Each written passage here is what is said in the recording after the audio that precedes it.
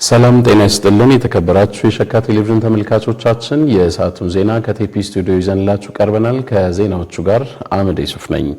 በሸካ ዞን አንድራቻ ወረዳ ዮኪ ጭጭ ቀበሌ በቡና ችግኝ ዝግጅት መስክ የተሰማሩ ወጣቶች ተጠቃሚነታቸውን ከማሻሻል ባለፈ ከአካባቢው ስነ ምህዳር ጋር የሚስማማ የቡና ዝርያ በማዘጋጀት ለህብረተሰቡ ያቀረቡ መሆኑን ተናገሩ። የወረዳው አስተዳደር ፋርም አፍሪካ የተሰኘ መንግስታዊ ያልሆነ ድርጅት በገንዘብና በቁሳቁስ ድጋፍ ማድረጋቸውን እንዳገዛቸው ነው ወጣቶቹ ያስታወቁት። ዝርዝሩን አስተውሰኝ እንደሻው አዘጋጅቶታል። ኢማን ድሪስ ታቀርበዋለች። በወረዳው አስተዳደርና ፋርም አፍሪካ በተሰኘ መንግስታዊ ባልሆነ ድርጅት ድጋፍ የተደራጁ 10 ስራ አጥ ወጣቶች ከአካባቢው ስነ ምህዳር ጋር የሚስማማ የቡና ዝርያ በማዘጋጀት ለህብረተሰቡ በተመጣጣኝ ዋጋ እያቀረቡ እንደሚገኙ ወጣት ይታየው በላይና ወጣት ብሩክ ተናግረዋል። ዘንድሮ 10 ብር ማለት በላይ ያደረገ ማለት ነው። እስከ 15 ይሸጣሉ። እኛ ግን በቅናሽ ነው የምንሸጠው። ለምን ብዛት ስላለ ማህበረሰብ እንዲጠቀም ማለት ነው። በ8 ብር ነው እየሸጥናለን። አምና ሳሙና ራሱ 50 ብር ነበር። ዘንድሮ ግን ዋጋ ሁሉ ስለጨመረ ከአንድ ብቻ ነው ጨመረ። በ8 ብር ነው እየሸጥናለን ነው። ይሄ ቡና ዝርያ የተበላሸ ስለሆነ አይደለም፣ ሌላ ነገር ስለተጨመረ አይደለም። እኛ ቶሎ ለመጠቀም ነው። ይሄ እንዲህ ዋጋ ቅናሽ ያደረግነው በ8 ብር ነው እየሸጥናለን ነው። ወደዚህ የስራ ዘርፍ ገብተው ተጠቃሚነታቸው እንዲያድግ ድጋፍ ያደረጉትን አካላት አመስግነው ለተሻለ ተጠቃሚነት የገበያ ትስስር እንዲፈጥርላቸውም ጠይቀዋል። 30 ኪሎ ቡናቼ እንትን ነው የተሰጠን 30 ኪሎ ማለት ቢታይ ወደ ብዛት ሲነድ ማለት ነው 30 ሲባል ሞር ከ2500 እስከ 3000 ይዛል 1 ኪሎ ማለት ነው። ሲታሰላ ከ180 ሺህ እስከ 200 ሺህ ይሆናል ዝርያው። ይሄን አሁን ለመሸጥ ያው እኛ ለመሸጥ ነው ያዘጋጀነው። ለመትከል ያ ቦታ የለንም፣ በቂ ማሳ የለንም። ያው አንዷን ፍሬ የምንሸጠው 8 ብር ነው ያው ሚኒመም ማለት የምንሸጠው 8 ብር ነው። እንደሚታዩት ያው ፈላጊ የለም። ያው ሚዲያ ጋሩ ይሄን ብንሰራልን ምንሸጥበትን ቦታ ምንሸጥበትን የገበያ ትስስር ቢፈጥርልን ይሻላል ብዬ አስባለሁ። የአካባቢ ባለሙያም ሆነ የአንድራቻ ወረዳ ባለሙያዎቹ ሁሉ እየደገፉ ነው። በስልክም ሆነ እየደወሉ እየጠየቁ ደግሞ እዚህ የተመደበ ባለሙያ መጥቶ እኛ ጋር እየሰራ ነው ያሳየን። በስንት ሴንቲ እንደምንተክል ዘርን ስናፈስስ ማለት መጀመሪያ በስንት ሴንቲ እንደሆነ መደብ ስናወጣ ዳሱን ስናወጣ ስልጠና እየሰጠ ከጎናችን የሆነ ነው።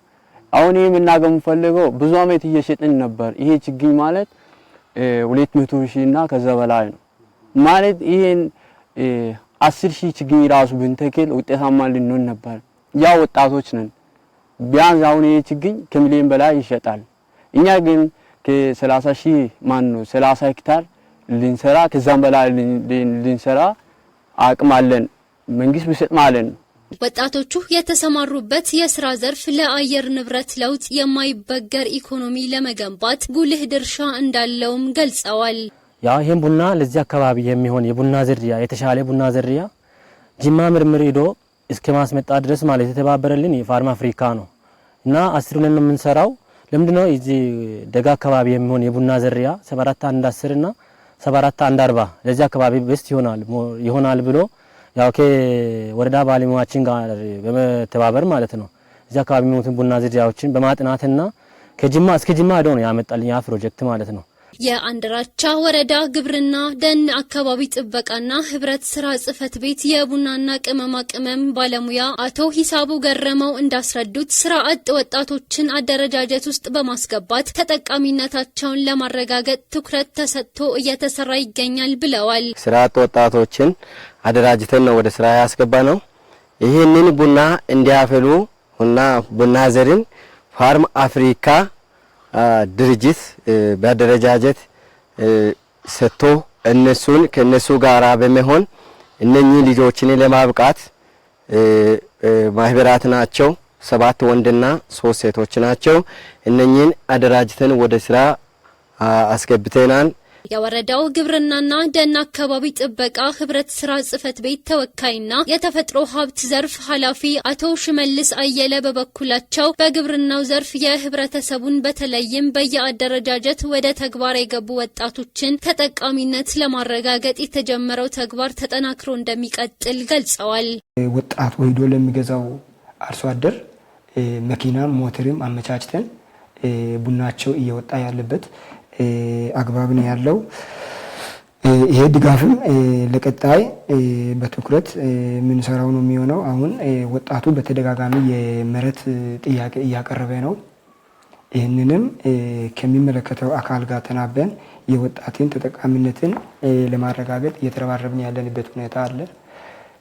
ቡና በመሰረቱ ያው ቋሚ ሰብል ስለሆነ ከሚመለከተው ጋር ከጥቃቅንና አነስተኛ ኢንተርፕራይዞች ጋር ለ10 ዓመት ለ15 ዓመት በውል ወደ ስራ ለማስገባት ይህንንም ከሚመለከታቸው አካላት ጋር በቅርበት እያወራን ያለንበት ሁኔታ አለ።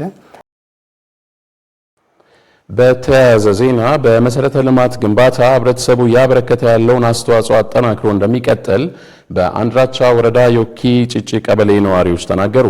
በከተማው የተጀመረው 6 ኪሎ ሜትር የውስጥ ለውስጥ መንገድ ከፈታ ስራ ደረጃውን በጠበቀ ሁኔታ እንዲጠናቀቅ ባለድርሻ አካላት ድጋፍ እንዲያደርጉ ተጠይቋል። አስታውሰኝ እንደሻው ያዘጋጀውን ኤልያስ ታሪኩ እንደሚከተለው ያቀርበዋል። ካነጋገርናቸው የቀበሌው ነዋሪዎች መካከል አቶ አቻመ እንደሞና አቶ ታምሩ አዳሾ እንደተናገሩት ከ2013 ዓ.ም ጀምሮ ህብረተሰቡ የቀበሌውን ከተማ ደረጃ ለማሳደግ ካለው የልማት ፍላጎትና ተነሳሽነት አንጻር ነዋሪው በግል ደረጃ እስከ 50 ሺህ ብር ገንዘብ እንዳዋጡ ተናግረዋል። እስካሁን ባለው ለ6 ኪሎ ሜትር የውስጥ ለውስጥ መንገድ ከፈታ ስራ ከ25 ሚሊዮን ብር በላይ ገቢ ተሰብስቦ ስራ ላይ ለማዋል መቻሉን ገልጸዋል። የህዝብ ንቅናቄ ተፈጥሮ ህዝቡ ከኪሱ ማሽን እንግዲህ ማንም የተባበረን የለም። አሁን በዚሁ ማሽን ተከራይተን ኳሪ የተወሰነ ፓርት ለብሶ አሁን የተወሰነ ፓርት አቅም በማጣት እንደውም ኳሪ አመተን መኪና ተከራይተን እስካባተር ተከራይተን ተወሰኑ ፓርቶች አሁን ያልተበተኑም አሉ የተበተኑም አሉ። ስራው ያለቀልን አይደለም። ይሄ ከምንድነው እንግዲህ በህብረተሰብ ተሳትፎ ብቻ ነው እየተሰራ ያለው። ለመንገድ ከፈታ ስራው በአካባቢው ከሚገኙ የቡና ልማት ድርጅቶች የማሽነሪ ድጋፍ ማግኘታቸውን ያስታወሱት ነዋሪዎች ቀሪውን 3.5 ኪሎ ሜትር መንገድ ለማጠናቀቅ የሚመለከታቸው አካላት የበኩላቸውን ድጋፍ እንዲያደርጉ ጠይቀዋል። ገማድሮ ቡና ልማት ማሽኖቹን በመተባበር አርሶ አደሩ ለማሽኖቹ የሚሆን ቤንዚል በመግዛት መጀመሪያ ከፈታ ተጀመረ። አሁን የተጀመረው በህዝብ ብቻ የሚያልቅ ነገር አይደለም። ህዝቡ እነኚህ ያክል ከተሳተፈ መንግስት ሊደግፈን ይገባል የሚለውን ነው። እንግዲህ ያላለቁ ነገሮች አሉ። አሁን ዞሬን ብናይ ኳሪ አወርደን ያልተበተነ ማሽኖቹን በማጣት የክራይ ጊዜው ሲያልቅ ገንዘቡ ሲያንሰን ያን መንግስት ቢደግፈን የሚል አስተያየት ነው ያለኝ። በሌላ መልኩ በትራንስፖርት አገልግሎት አሰጣጥ በኩል የምስተዋለውን እንግልት ለማስቀረት የታዳጊ ማዘጋጃና የመናሪያ አገልግሎት እንዲፈቀድላቸውም ጠይቀዋል። እንደዚህ ህብረተሰቡ ይህንን ያክል ተስፋ ቆርጦ ወደ ኋላ እንዳይመለስ መንግስት ቢደግፈን ማዘጋጃውን ቢፈቅድልን። አሁን እዛ ጋር ብትሄዱ መናሪያ እንደዚህ ኳሪ ለብሰው መኪና የቆመልን አይደለም። የመኪና ጉዳት ለህዝቡ አለ። መኪና ከዚህ ተመድቦ ከሌላ ቦታ የተመደበ መኪና መተው ጌጫ ላይ በታሪፍ ቢያስከፍል እዚህ 100 ብር ጨምሮ ነው ቴፒ የሚወስደው። የአንድራቻ ወረዳ የትራንስፖርትና መንገድ ልማት ጽህፈት ቤት ኃላፊ አቶ የሽዋስ ከተማ በበኩላቸው የህብረተሰቡ ተሳትፎ የሚደነቅ መሆኑን ተናግረው ከባለድርሻ አካላት ጋር በመቀናጀት የተጀመረውን የቀበሌ ከተማ የውስጥ ለውስጥ መንገድ መሰረተ ልማት ስራ እንዲጠናቀቅ ይሰራል ብለዋል። የከተማ ውስጥ ለውስጥ ስራን የዮኪ ጭጭና ገማድሮ አካባቢ ላይ የሚሰራው ስራ እጅግ በጣም የሚደነቅ ነው። በጣም መደገፍ ያለበት እኛም ያቅማችን ያክል መደገፍ ያለብን ተግባራት እዛ አካባቢ እንዳሉ እኛም እንደ ወረዳ አመራር እንደ አንድ የካቢኔ አባልም የምንገመግማቸው የምንተቻቸው ነገሮች አሉ። ከዛም አልፎ ግን ይህ ቦታ ውስጥ ለውስጥ ከፈታ ሲደረግ የአንድራቻ ወረዳ አስተዳደር በተደጋጋሚ የድጎማ አድርጓል። ያው እነሱም ይሄንን ያውቃሉ። ይህ ድጎማ ሲደረግ ኳሪዎች እንዲበተኑ እዛ አካባቢ ላይ የሚወጡት የተለያዩ ወጪዎች እንደሆን የአቅማችንን እንደ ወረዳ አስተዳደር አመራር እያደረግን እንገኛለን። ግን እዛ ጋር ተጀምሮ ያላለቁትን ጉዳዮች በመመለከት አይደለም የዮኪ ጭጭን ብቻ ሳይሆን ሌሎች አካባቢ ላይ ያሉትን ክፍተቶች ለመድፈን አሁን አቅደን እየሰራንበት ነው ያለው። በትራንስፖርት አገልግሎት አሰጣጥ በኩል የምስተዋለውን ብልሹ አሰራር ለማስቀረት ህግ የማስከበር ተግባር በትኩረት እንደሚሰራም አክለዋል። ህዝብ በህብረተሰብ አገልግሎት አሰጣጥ ላይ በትርፍና ታርፍ ላይ ሰፊ ክፍተቶች አሉ።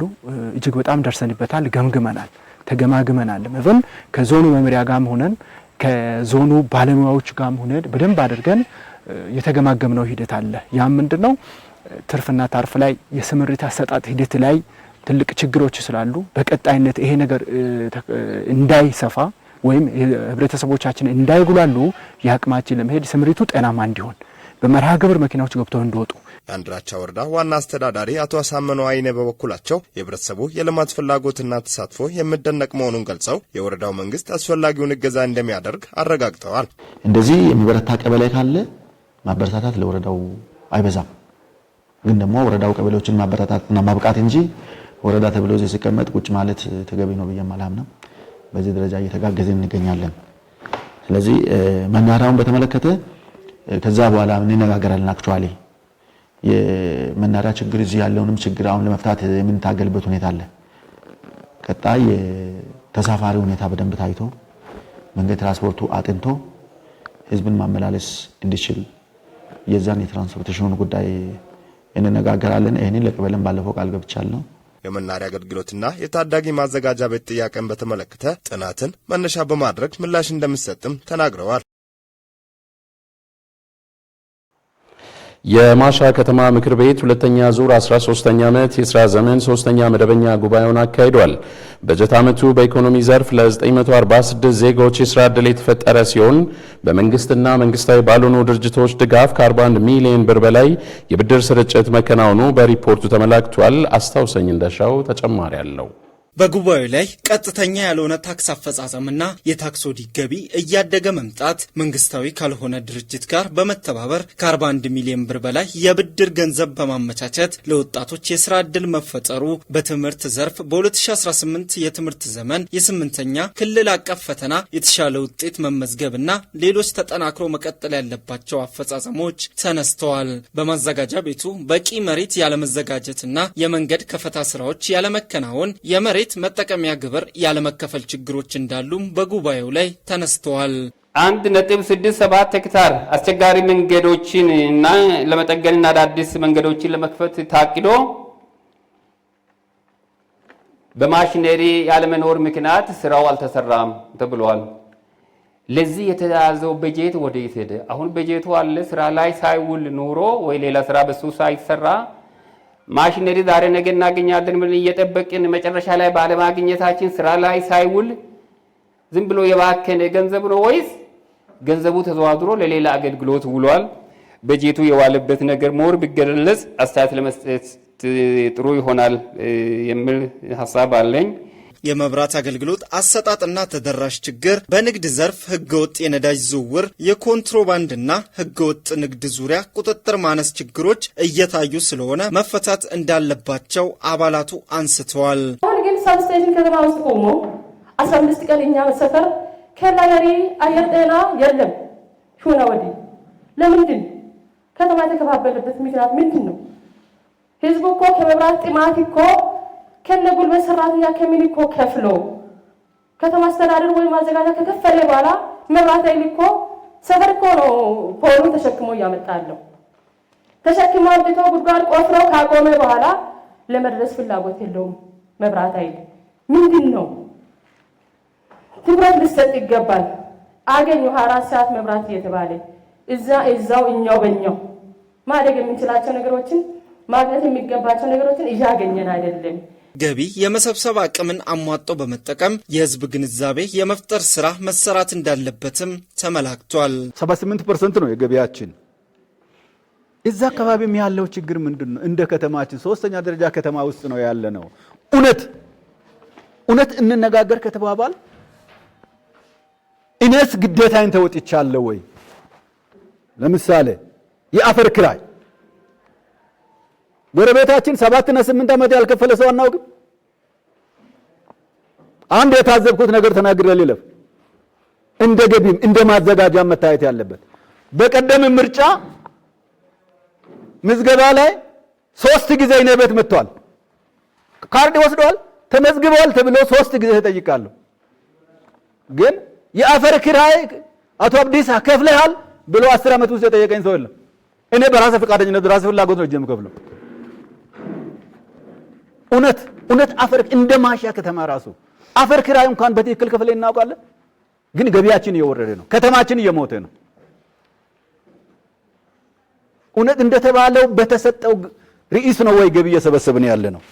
በማንም ላይ የወሰነ አይደለም፣ በራሳችን ላይ ነው። ለትውልድ የወሰነ መሄድ መቻል ስላለብን እዛ አካባቢ ላይ እኔ አቅማችን አማጥንም ብንሰራ ጥሩ ነው የሚል እይታ ነው ያለን። በጤናው ዘርፍ የመጠቀሚያ ጊዜ ያለፈባቸው መድኃኒቶችና ምግቦች ላይ ቁጥጥር ማነስ ችግሮች እየተስተዋሉ ስለሆነ በአፋጣኝ ሊታረሙ እንደሚገባ ጉባኤው መክሯል። የመጠቀሚያ ጊዜ ባለፈባቸው ምርቶች ላይ ክትትል በማድረግ አስተማሪ የሆነ እርምጃ ለመውሰድ ታቅዶ 6 ጊዜ ተከናውኗል ይላል። ከጊዜ አንጻር ከስራ ብዛት አንጻር 12 ጊዜ ታቅዶ 6 ጊዜ መከናወኑ 50% መጥፎ ነው ባይባልም 6 ጊዜ በተደረገ ቁጥጥር ምን አይነት ጉድለቶች ተገኙ፣ ምን አይነት አስተማሪ እርምጃ ተወሰደ የሚለው እዛው ላይ ቢገለጽ።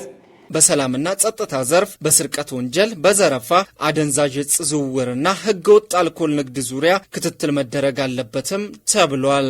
ዘረፋና ስርቆት 100% ለማስቆም ታቅዶ 75% ላይ ነው የሚል ነው። በእርግጥ ያው ያለውን ሪፖርቱን አስቀመጡትና በ25ቱም ላይ ጠንካራ ስራ መስራትን ያስፈልጋል። በተለይ ከጸጥታ አንጻር ይሄ የቅድመ መከላከል ስራ፣ መረጃ ስራ፣ አዝማሚያ ግምገማ የሚሰሩ አካላት አሉ። እነኚህ የተጠናከረ ስራ መስራት አለባቸው። ይሄ ብቻም ሳይሆን አሁን የከተማችን የጸጥታ አዝማሚያ ግምገማ ምን ደረጃ ላይ ነው የሚገኘው? በአጠቃላይ በኢኮኖሚ ማህበራዊ ጉዳዮችና በሰላምና ጸጥታ ረገድ ለውጥ ለማምጣት የምክር ቤቱ አባላት ያነሱት ሐሳቦችና የስራ አቅጣጫዎች ከግምት ውስጥ በማስገባት በቀጣይ በጀት ዓመት የርብርብ ማዕከል ተደርጎ እንደሚሰራ በከተማ አስተዳደር ከንቲባ አቶ አንዳለም ጌታቸውና በአስፈጻሚ አካላት ምላሽና ማብራሪያ ከሰጡ በኋላ ምክር ቤቱ ሁለተኛ ዙር 13ኛ ዓመት የስራ ዘመን 3ኛ መደበኛ ጉባኤውን አጠናቋል።